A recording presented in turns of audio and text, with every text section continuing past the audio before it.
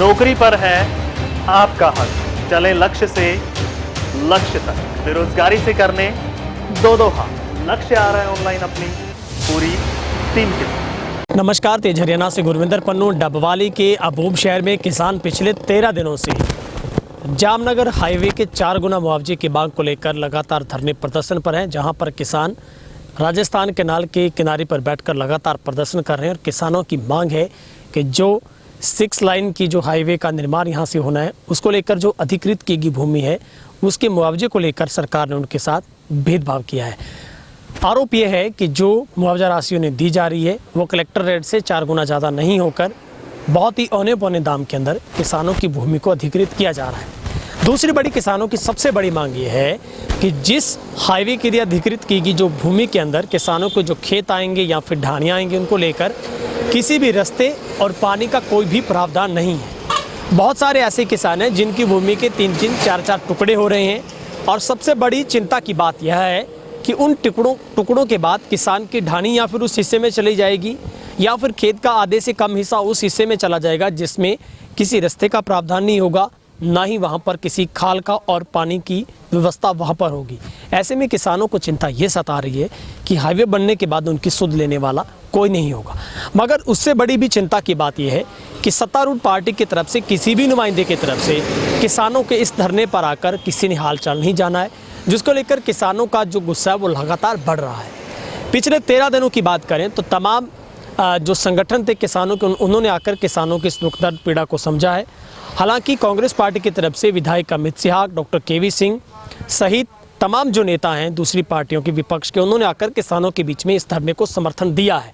मगर जेजेपी की बात करें, बीजेपी की बात करें, कोई भी पार्टी का नुमाइंदा और प्रशासन की तरफ से, ना ही डीसी साहब ना ही एसडीएम डवाली की तरफ से किसानों की किसी बात को आकर सुनने को, किसी तरीके का कोई प्रावधान खड़ा किया गया या फिर उनकी बात को सुनने के लिए कोई अभी तक राजी नहीं हुआ, जिसको लेकर किसान लगातार पिछले 13 दिनों से प्रोटेस्ट कर रहे हैं। सरकार के खिलाफ नारेबाजी की जा रही है और किसान इस बात पर, इस जिद पर अड़े हैं कि यदि उनके 4 गुना मुआवजा नहीं दिया जाता, उनके लिए पानी की रस्तों की व्यवस्था नहीं की जाती, तो इस हाईवे का किसी भी स्थिति में निर्माण है वो नहीं होने दिया जाएगा। जिसको लेकर अब किसानों ने आर पार की लड़ाई का ऐलान किया है। और किसानों का कहना है कि यदि आने वाले दिनों में किसी भी तरीके से उनकी बात को नहीं सुना जाता तो किसान किसी बड़े आंदोलन के लिए वो मजबूर होंगे।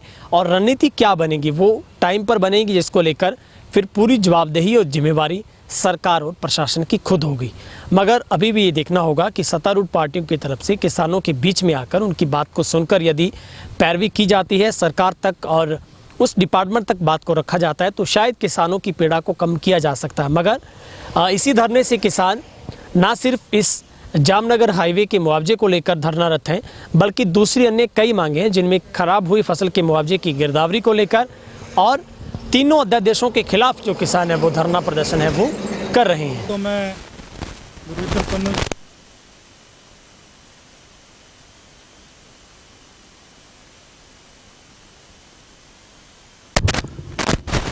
मुझे ऐसा लगता है भी सरकार ने ये निश्चय कर लिया है भी किसानों की जो बात है उसको नहीं सुना जाएगा, क्योंकि आज 13वां दिन धरने का है और 10 गांवों के किसान इस धरने पे रोज़ाना आते हैं, प्रदर्शन करते हैं। कल बारिश में भी किसानों ने प्रदर्शन किया था, लेकिन सरकार की जो मंशा है वो ये नहीं लग रही वो किसानों की सुनेगी। सर, क्या लगता है आपकी आगे की रणनीति क्या रहने वाली है? जिस तरीके से 13 दिन बीत गए हैं, 13 दिन ना धरने को हो गए, आगे की रणनीति ये है भाई जो किसान साथी है इस धरने को उग्र रूप देंगे।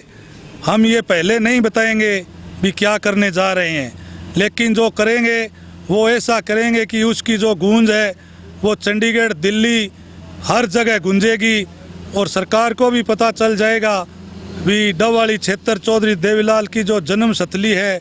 चौधरी देवीलाल ने वहाँ के लोगों को, वहाँ के किसानों को, जो देवीलाल किसान नेता, किसानों के मसीहा हमारी लड़ाई लड़ते थे, उस क्षेत्र को आज के नेता, आज की सरकार क्या दे रही है।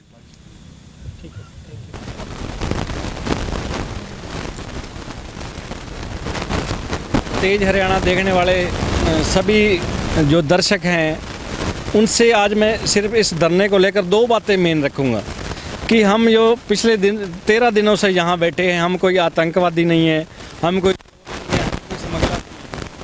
जिस तरह सरकार असंवेदनशील हो चुकी है, उसी तरह यहाँ डबवाली का जो प्रशासन है वो भी असंवेदनशील हो चुका है। पिछले आधे घंटे यहाँ इसी सड़क जो बिल्कुल धरना स्थल के बिल्कुल पास है, यहाँ से डबवाली के निकले 13 दिनों में वो लगभग 5-7 बार यहाँ से निकल चुके हैं, लेकिन उन्होंने यहाँ ज़रूरी नहीं समझा कि यहाँ किसान धरने पर क्यों बैठे हैं। तो ये असंवेदनशीलता है जो बहुत बड़ी समस्या बन चुकी है। तो इस वीडियो के माध्यम से और मीडिया के माध्यम से मैं प्रशासन और सरकार से विनती करूँगा कि हमारी इन किसान जो बैठे हैं पिछले 13 दिनों से अपने खेत का काम धंधा छोड़कर, क्योंकि खेती का सीज़न है, नरमे की चुगाई चल रही है, खेत में हमारे बिल्कुल ही फुर्सत नहीं है, लेकिन हमें दरी पर बैठने पर मजबूर हो चुके हैं। दूसरी बात जो मैं मेन है वो कहना चाहूँगा कि मैं भी एक किसान हूँ और इन किसानों का दर्द समझता हूँ, तो ही लगातार 13 दिनों से अपना समय निकाल कर यहाँ आ रहा हूँ। और जो एक दर्द देने वाली बात है कि अबूब शहर का जो मार्केट रेट है, अबूब शहर की ज़मीन सोना उगाने वाली ज़मीन है, मार्केट रेट 28 लाख रुपए है और जो ज़मीन अधिग्रहण का भाव मिल रहा है वो 27 लाख है। तो सरकार वादा करती है कि कलेक्ट्रेट के हम 4 गुना देंगे। तो कैसा एक भद्दा मजाक है, कैसा धोखा हमारे साथ, कैसा हमारे साथ खिलवाड़ हो रहा है। आने वाली पीढ़ियां हमारी बर्बाद हो जाएंगी जी। जो ये right to fair compensation act है 2013 के अंदर, उसके अंडर ये ज़मीन अधिग्रहित की जा रही है।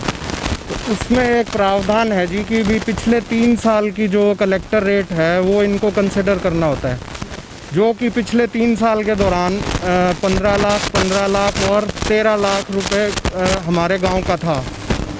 फिर इन्होंने वो तो कंसिडर किया नहीं, 10.5 लाख का रेट उठा के इन्होंने हमारा अवार्ड अनाउंस कर दिया है। पहले तो सबसे ज़्यादा बेईमानी हमारे साथ अवार्ड बनाने में ये हुई है, ये एक्ट के अकॉर्डिंग है, कानून के अकॉर्डिंग। दूसरा जी आप देखो ये क्या होगी कि चौटाला ज़मीन की जो बरानी ज़मीन है चौटाला गांव की, उसका इन्होंने रेट तय किया है 38.5 लाख रुपए, और अबूब शहर गांव का जो नहरी ज़मीन है उसका रेट ये दे रहे हैं 28 लाख रुपए। अब आप खुद सोचिए इनकी मंशा क्या है सरकार की, इससे ज़्यादा और हमारे साथ बेईमानी क्या होगी। तो और 25 से 30 लाख रुपए हमारे गांव का रेट है इस टाइम जो चल रहा है मार्केट वैल्यू। हमारी मांग यही है भी उसको एटलीस्ट 4 गुना दें, और उसके अलावा रास्ता और पानी हर ज़मींदार का ब्लॉक हो रहा है, उसको भी इन्होंने कोई अभी तक कोई सॉल्यूशन इनकी तरफ से कोई है नहीं। कल को ये अगर पानी हमारा ब्लॉक हो गया तो जो हमारी बची ज़मीन है वो भी बरानी हो।